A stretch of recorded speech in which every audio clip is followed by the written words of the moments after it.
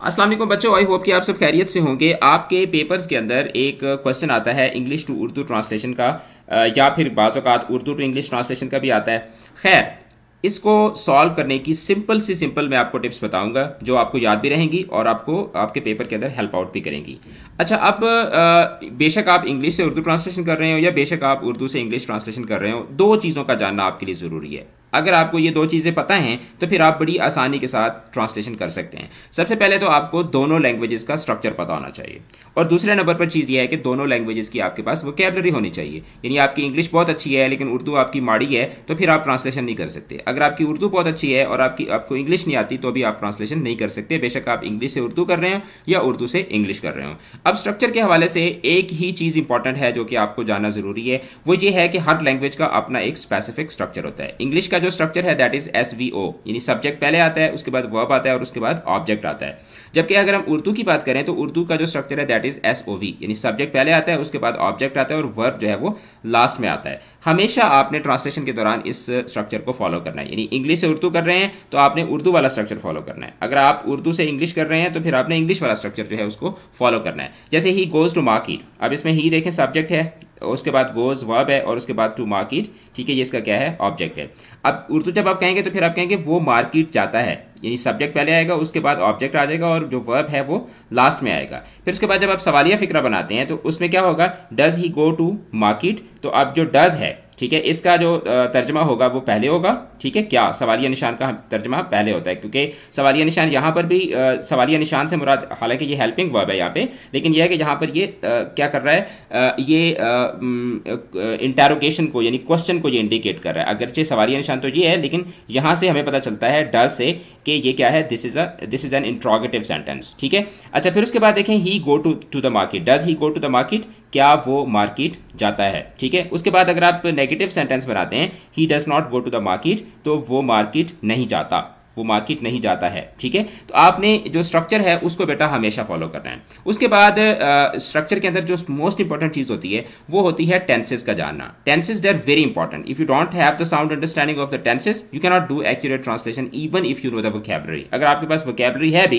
लेकिन अगर आपको टेंसेस नहीं पता तो फिर आप ट्रांसलेशन नहीं कर सकते, ठीक है। तो आपने जो इंपॉर्टेंट टिप है वो ये है कि आपने लिटरल ट्रांसलेशन से स्टार्ट करना है, यानी लफ्जी तर्जमे से आपने स्टार्ट करना है, और फिर उसके बाद आपने जब हर लफ्ज़ का आप तर्जमा कर लेंगे तो उसके बाद आपने टेंस को देखना है और टेंस के अकॉर्डिंग आपने क्या करना है, आपने जो सेंटेंस होगा उसको ट्रांसलेट कर देना है। और जहां तक बेटा वोकैबुलरी की बात है, वोकैबुलरी के हवाले से एक ही सिंपल सा रूल है एंड दैट इज जितना गुड़ उतना मीठा। जितना आपकी रीडिंग अच्छी होगी, जितनी आपकी वोकैबुलरी अच्छी होगी, उतना आप आसानी के साथ जो है वो इस क्वेश्चन को कर सकेंगे। तो अब हम इसकी थोड़ी सी प्रैक्टिस करते हैं, ठीक है, और मैं आपको बता देता हूं कि आपने ट्रांसलेशन जो है उसको कैसे स्टार्ट करना है और कैसे आपने उसको खत्म करना है। अब ये इस तरीके से आपके पेपर के अंदर क्वेश्चन आता है, ठीक है, क्वेश्चन नंबर 7 फर्स्ट ईयर के अंदर, जिसमें आपको एक या तो पैराग्राफ दिया गया होता है जिसकी आपने ट्रांसलेशन करनी होती है इंग्लिश टू उर्दू, या फिर आप एक जो है वो डायलॉग लिखते हैं।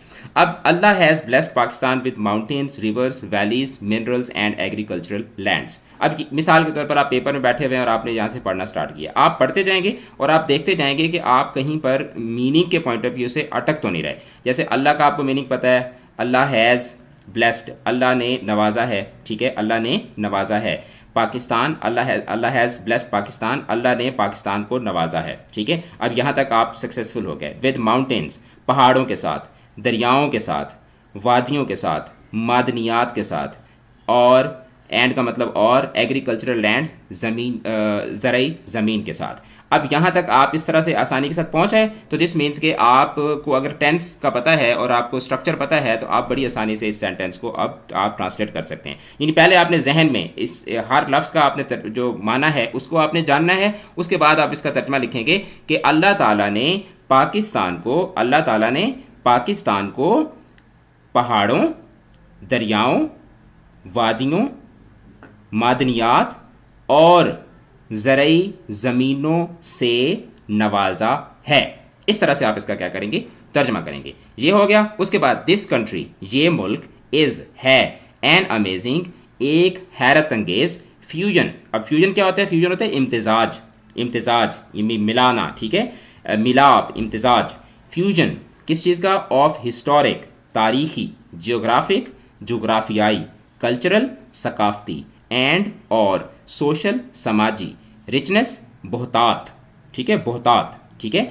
तो अब ये जहाँ तक आप पहुँचे तो अब आप इसका करेंगे तर्जमा। ये मुल्क, ठीक है, ये मुल्क तारीख़ी, जोग्राफियाई, सकाफ़ती और समाजी बहुतात का एक हैरत अंगेज़ इम्तिजाज है, एक हैरत अंगेज़ इम्तिजाज है। इट हैज़ बीन, ये रहा है, होम, घर, ये घर रहा है, to many a nations of the world, दुनिया की बहुत सारी कौमों के लिए, ठीक है। तो आप सक्सेसफुली यहाँ तक पहुँच गए। अब आप इसका करेंगे तर्जमा। ये दुनिया की बहुत सारी कौमों के लिए घर रहा है, ठीक है, घर रहा है। अच्छा, द पीपल आर, लोग हैं, जेनरस, फयाज, वेलकमिंग, ठीक है।